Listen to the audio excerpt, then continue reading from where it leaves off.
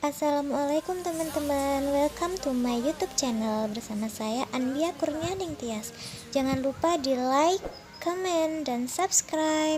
Selamat menonton. Assalamualaikum warahmatullahi wabarakatuh.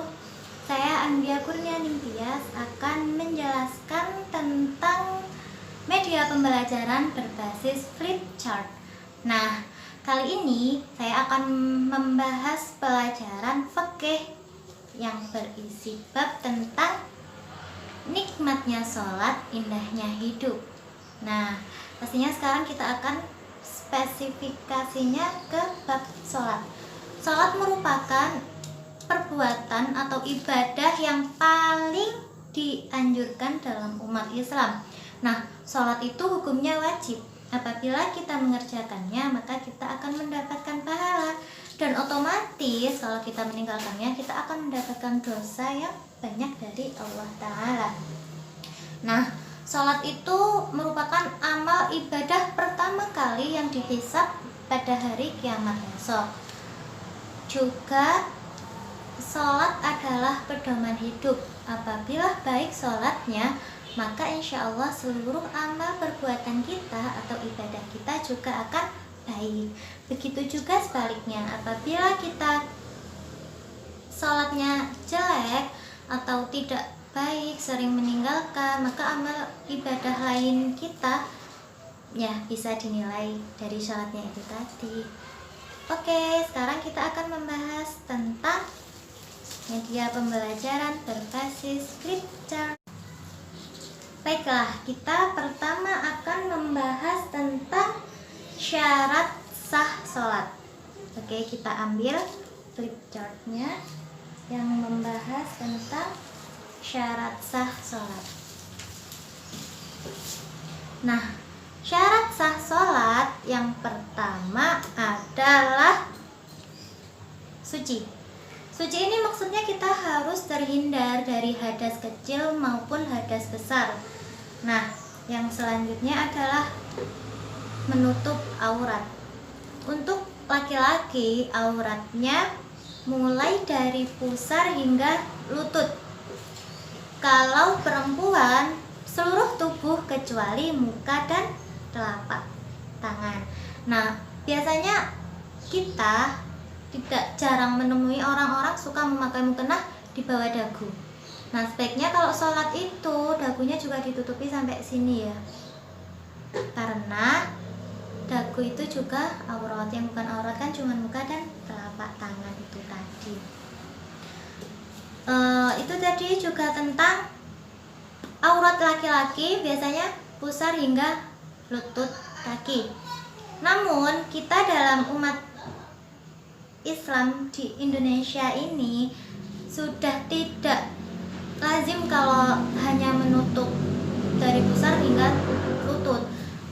Nah, lazimnya kita menutup seluruh tubuh kita kecuali muka, tangan, dan kaki kalau laki-laki ya. Nah, selanjutnya adalah telah memasuki waktu sholat. Telah memasuki waktu sholat itu berarti kalau di sini sering terdengar suara azan. Nah, dengan suara azan itu kita sudah memasuki waktu sholat, maka cepat-cepatlah kita untuk melaksanakan sholat itu. Nah, yang terakhir adalah menghadap kiblat. Menghadap kiblat umat Islam adalah Mekah, dan kalau di Indonesia kiblat seorang Islam itu menghadap ke arah barat. Jangan sampai salah menghadap ya. Kita sebagai umat Islam harus belajar sedikit demi sedikit untuk menyempurnakan ibadah sholat kita. Nah, selanjutnya kita akan membahas tentang syarat wajib sholat. Oke, kita ambil syarat wajib sholat. Syarat wajib sholat yang pertama adalah Islam. Nah, apabila kita tidak Islam, maka gugurlah kewajiban kita untuk sholat. Nah, yang kedua adalah baligh. Baligh ini untuk laki-laki ditandai dengan mimpi basah. Dan untuk perempuan ditandai dengan haid atau biasa disebut dengan mens.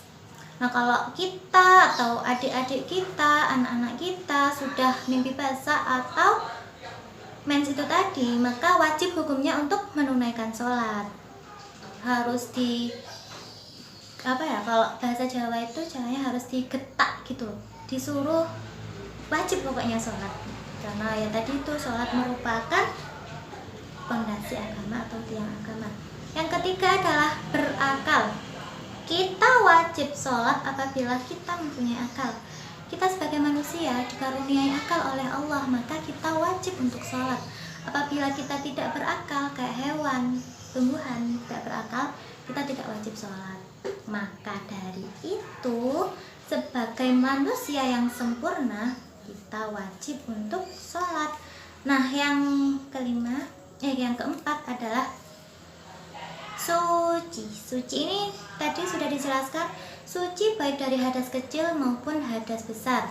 Dan yang kelima adalah terjaga. Nah, terjaga ini bisa dimaksudkan untuk kita harus bisa menjaga wudhu kita, menjaga sholat kita. Nah, selanjutnya kita akan membahas tentang rukun sholat. Rukun sholat yang pertama adalah niat. Niat ini adalah perbuatan yang mendasari seluruh perbuatan. Apabila kita melakukan suatu pekerjaan tanpa niat, itu akan terhitung sia-sia. Nah, dalam hal ini niat adalah niat untuk sholat. Mari kita lafalkan bersama-sama contoh niat sholat subuh. Lafalnya demikian: usolli fardhus subhi rak'ataini mustaqbilal qiblati adzaan lillahi ta'ala. Itu jika kita sholat sendirian.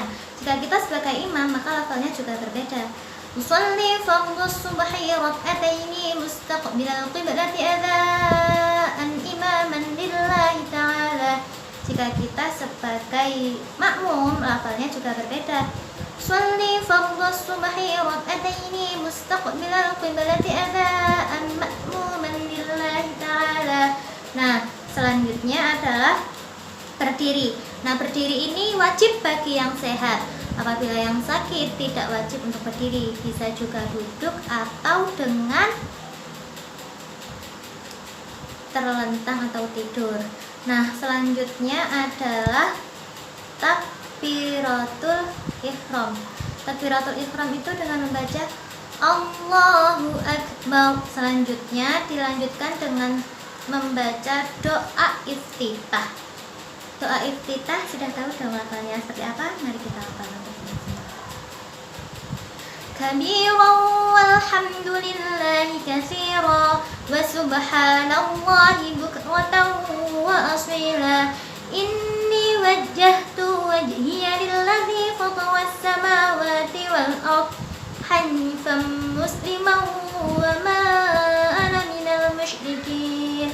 Inna salati wa nusuki wa mahyaya wa mamati lillahi rabbil alamin.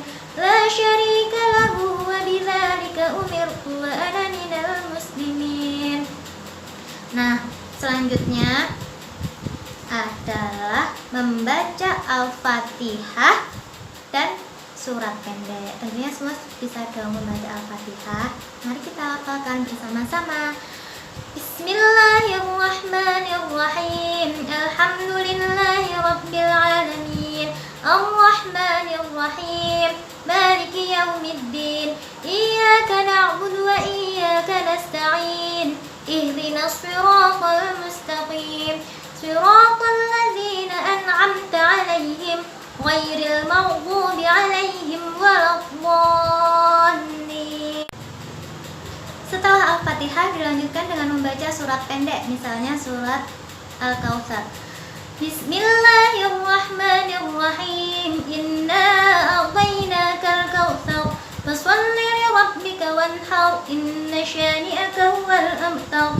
Dilanjutkan dengan ruku. Ruku dengan membaca Subhana rabbiyal azim wa bihamdih 3 kali. Subhana rabbiyal azim wa bihamdih. Subhana rabbiyal azim wa bihamdih. Selanjutnya adalah i'tidal, berdiri sambil mengucapkan Sami Allahu liman hamidah, Rabbana lakal hamdu mil'us samawati wa mil'ul ardi wa mil'u ma syi'ta min syai'in ba'du. Selanjutnya adalah sujud. Nah, sujud ini dengan membaca Subhana rabbiyal a'la wa bihamdih, Subhana rabbiyal a'la wa bihamdih, Subhana rabbiyal a'la wa bihamdih 3 kali. Lalu selanjutnya duduk di antara dua sujud dengan membaca Rabbighfirli warhamni wajburni warfa'ni warzuqni wahdini wa'afini wa'fu anni. Selanjutnya dengan duduk tasyahud akhir duduk tasyahud akhir yang berbunyi At-tahiyatul mubarakatus salawatut tayyibatu lillah. Assalamu alayka ayyuhan nabiy wa rahmatullahi wa barakatuh. Assalamu alayna wa ala ibadillahis salihin. Ashhadu an la ilaha illallah wa ashhadu anna Muhammadan Rasulullah. Allahumma salli ala sayyidina Muhammad wa ala ali sayyidina Muhammad kama sallaita ala sayyidina Ibrahim wa ala ali sayyidina Ibrahim wa barik ala sayyidina Muhammad wa ala ali sayyidina Muhammad kama barakta ala sayyidina Ibrahim wa ala ali sayyidina Ibrahim fil alamin innaka Hamidum Majid. Selanjutnya adalah mengucap salam. Assalamualaikum warahmatullah. Assalamualaikum warahmatullah. Yang terakhir adalah tertib. Nah, tertib ini dilakukan secara berurutan dari niat sampai salam. Nah, selanjutnya kita akan membahas tentang sujud sahwi. Ada yang tahu sujud sahwi itu apa? Sujud sahwi ini adalah sujud yang dilakukan apabila kita lupa dalam sholat. Misalnya lupa jumlah rakaat sholat atau lupa salah satu rukun sholat, kita bisa melakukan sujud sahwi ini. Nah, sujud sahwi ini bisa dilakukan setelah mengucap salam atau sebelum mengucap salam. Nah, tata caranya, jika kita lupa sebelum mengucapkan salam, terus kita mengingat sebelum mengucap salam itu, maka kita wajib mengucapkan sujud sahwi ini sebelum salam. Nah, apabila kita ingatnya sesudah salam, maka juga tidak apa-apa mengucapkan sujud sahwi ini dengan setelah salam. Nah, lafal dari sujud sahwi ini adalah seperti dibaca, seperti bisa dilihat Subhana man la yanamu wa la yashu. Nah, ini dengan artinya Maha suci Allah yang tidak tidur dan tidak